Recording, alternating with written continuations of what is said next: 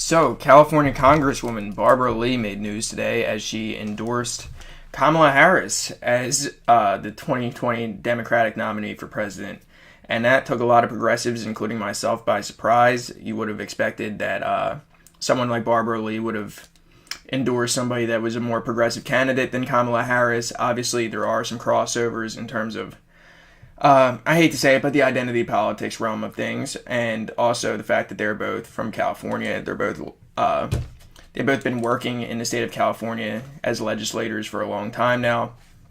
So they definitely have had to work together a lot. They definitely know each other on a personal level, and there definitely is a bond there. So Barbara Lee is going to be to get this right, she is going to be the co-chair of the California co-chair, for Harris's presidential campaign. And listen, I'd be lying if I wasn't disappointed in the fact that Barbara Lee ended up endorsing Kamala Harris. I would have much rather her have waited longer to begin with, because there's no reason to even endorse somebody this early in the race. And second, I would have expected her to more endorse somebody like Elizabeth Warren, or if Bernie Sanders runs, which I'm assuming he is going to run, then Bernie Sanders. So that is a big letdown, to be completely honest. I really like Barbara Lee, but that is a very big letdown that she ended up endorsing Kamala Harris. Obviously, I view Kamala Harris as a very corporatist, establishment type of Democrat, so I'm not her biggest fan. Would I vote for Kamala Harris over Donald Trump? Of course I would. That's not even a question. But is Kamala Harris a good candidate for somebody who really wants progressive issues to be at the forefront of the conversation and to be fought for in Washington, D.C.? Definitely not. There's no doubt in my mind about that. And I'm going to give you the statement that Barbara Lee gave as her endorsement for Kamala Harris really quickly. So let me just have that up for you. So she says, end quote, "Watching Kamala's career in the East Bay and San Francisco for 20 years, I've witnessed her deep passion for justice and opportunity, and I know she will be a president truly of the people, by the people, and for the people," Lee said in a statement obtained exclusively by CNN. So, yeah, that even seems a little bit tepid to begin with, but let's go on. Quote again, "She will increase working Americans' incomes, expand health insurance to more Americans, and restore dignity and responsibility to the Oval Office. She is a leader uniquely qualified to bring us together and mobilize a movement of Americans to return power to the people." End quote. So, yeah, so that is a lot of those cliches that we always talk about with more the corporate wing of the Democratic Party, that it's going to be for the people and we're going to listen to the people. And let me pull a direct quote from there again. There's the key weasel word in there again, which is expand health insurance to more Americans rather than all Americans. So I obviously disagree with that part of the statement. And to restore dignity and responsibility to the Oval Office.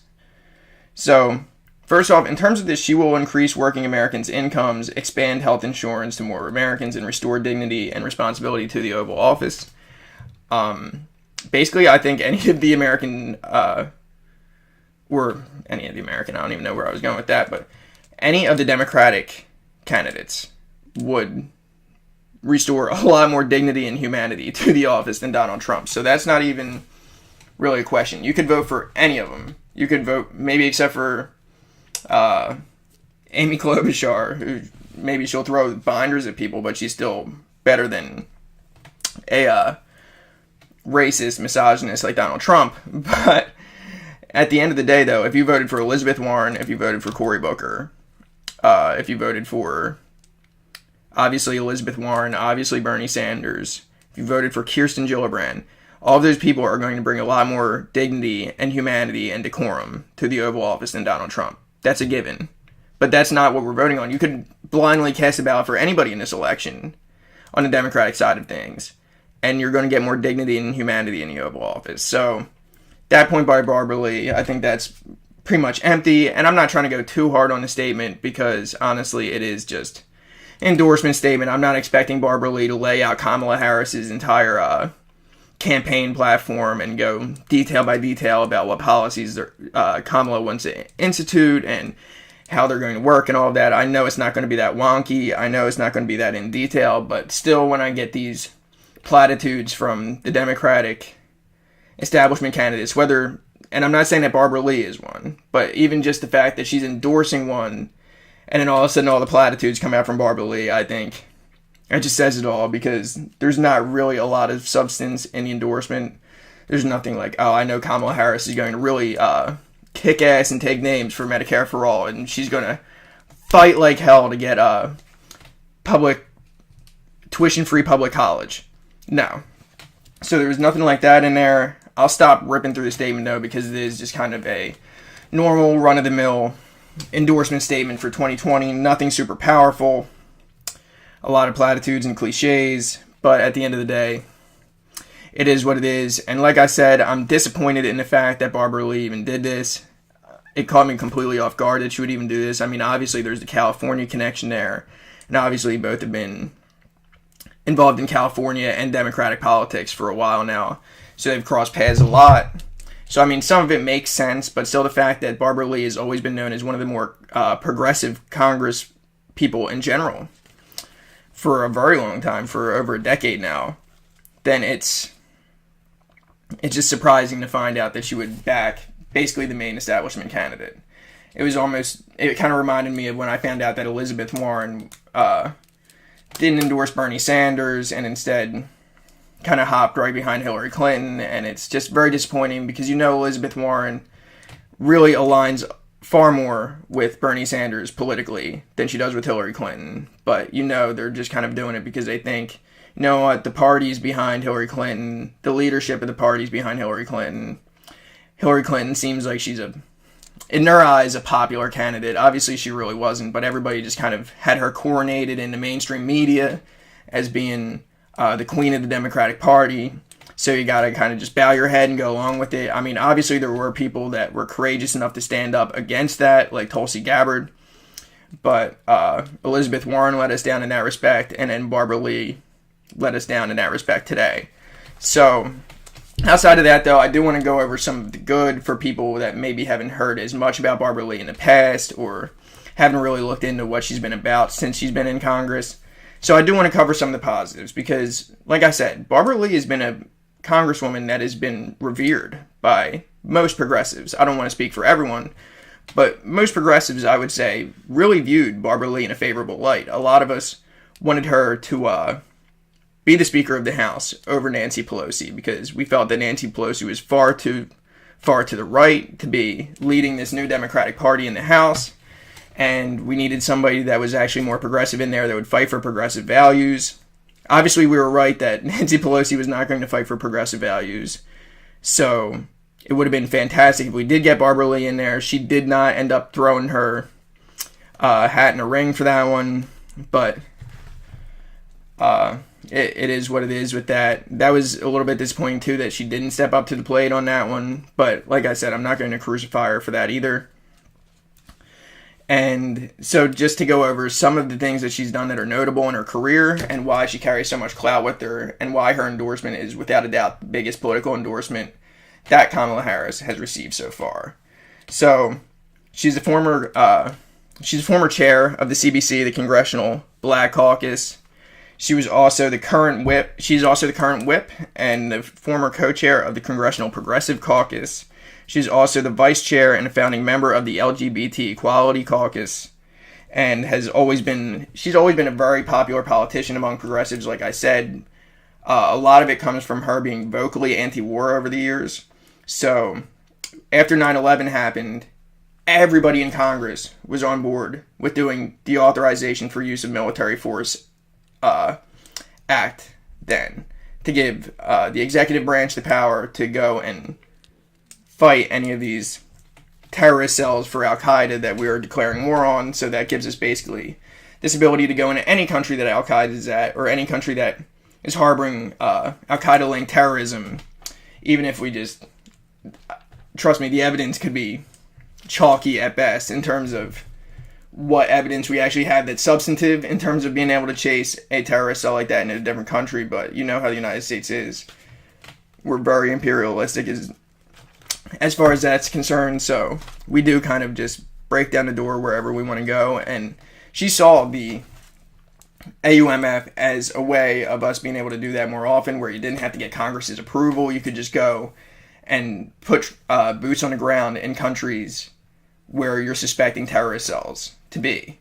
So she saw that as a blank check to wage war all over the globe, and she rightly stood against that after 9/11, despite all of the reactionary actions of every other politician in Washington, D.C. But at the end of the day, she was literally the only person in either chamber of Congress to vote against the authorization for use of military force. And that took a lot of courage. That took a lot of wisdom, because honestly, no one else foresaw it as well as she did. Nobody else foresaw it at all, because everybody else, and if they did, they compromised their morals on that one, and they decided to vote for it anyway because of how reactionary almost the entire country was at that time. But Barbara Lee was even keel about it. She was level-headed. She looked at what the long-term implications of something like that passing could be, and she ended up voting against it, and it was the right choice. She was also very vocally against the war in Iraq as well, which she opposed. So she was one of the few people for a very long time that was anti-war in Congress, and she actually fought hard against it. She didn't cave when all of the public opinion was in the way of, let's just give the authorization of military force because everything's just in a panic and we were just attacked, and it was the worst terrorist attack we've ever witnessed on American soil. So she actually had the courage to stand up against that, and I believe that she should be commended for that, because nobody else in Congress was wise enough to see that coming and was willing to actually stand up for what they believe in and say, you know what, I think this is wrong, and I'm not going to vote yes on this. So a lot of credit to Barbara Lee on a lot of those things. That is why people like me wanted Barbara Lee to be the Speaker of the House instead of Nancy Pelosi, because she had that courage to stand up for what she thought was right. This case, I can't say what's in her heart or what's in her mind in terms of whether she really thinks that endorsing Kamala Harris is what's right for the country. I'll give her the benefit of the doubt and say that she is thinking that way, and that she thinks, for whatever reason, Kamala Harris is the best for the country. But I do think that it is very peculiar that she did do that. I think it's a lot more of the fact that that is the Democratic Party leadership pick, that is the mainstream media pick, that is just the establishment pick in general, is Kamala Harris. So I think Barbara Lee saw that, probably already had a close personal relationship with her, and decided, you know what, I'm going to back her. And I think it's the wrong decision. I think it's very disappointing to a lot of progressives out there, and I'm not going to be one of these people that says, oh, Barbara Lee is canceled now, as some people have said. But it is very disappointing. Like I said, it's a letdown to hear that. I was surprised to hear about it earlier today. But you live and you learn, and let's just hope that that doesn't have a profound effect on things. Hopefully a lot of people can see through that. A lot of people saw through it when the whole Elizabeth Warren thing went down with Bernie Sanders. People were like, well, Elizabeth Warren stands with Bernie Sanders on a lot more of the policy issues than Hillary Clinton. So what exactly is she doing not backing him?